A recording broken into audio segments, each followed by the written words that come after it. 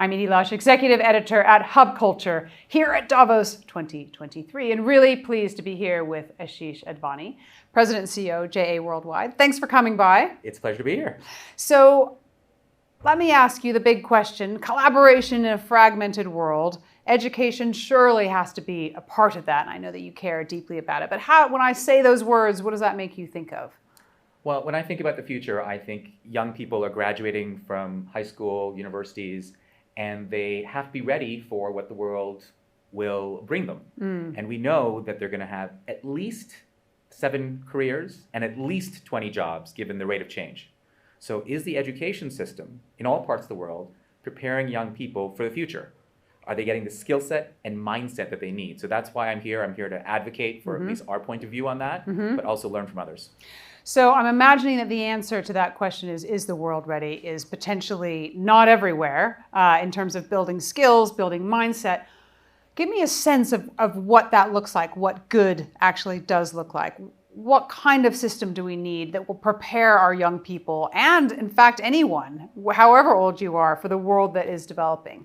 Well, if you're going to have 7 careers and 20 jobs, you have to be willing to retrain yourself and invest in lifelong learning, which is a nice thing to say, but nobody wants to spend money at the age of 35, 45, 55, and 65 on education again when they've spent money when they were 18, 19, 20, 25.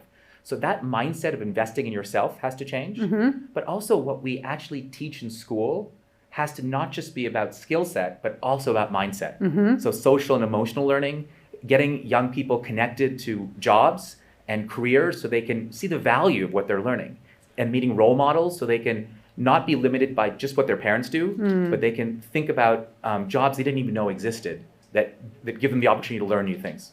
So technology has the ability to connect us as well as divide us. Technology also we see emerging in the education field. What do you see that makes you think that's the way we should go? How can we use technology in the way that will advance this agenda? Well, so online education and ed tech is, there are so many bright entrepreneurs doing things to create new solutions. So I think that makes me optimistic that people will be willing to retrain themselves at 35, 45, 55, 65, right? That's good. The bad is it's very difficult for people to be so self-directed that they're going to do it all on their own and spend the time watching all the online videos and getting the credential at the end and taking the online test. They sort of need some human support. Right. And that's what we've learned just observing. In our organization, we actually match young people to mentors and role models to motivate them to finish not just the online courses, but also to really get value out of school and thinking about what kind of career they're going to have. Interesting. Give me an example. Sure. Somebody you've helped along the way.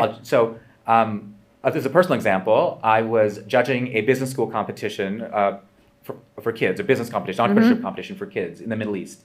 And this young girl was presenting about finance. And she was the CFO of her little student business. And her eyes lit up when she was talking about finance. So I told her afterwards, I worked in finance in the past. I think you've got a knack for finance, and your passion for numbers was clear. She said nobody had ever encouraged her.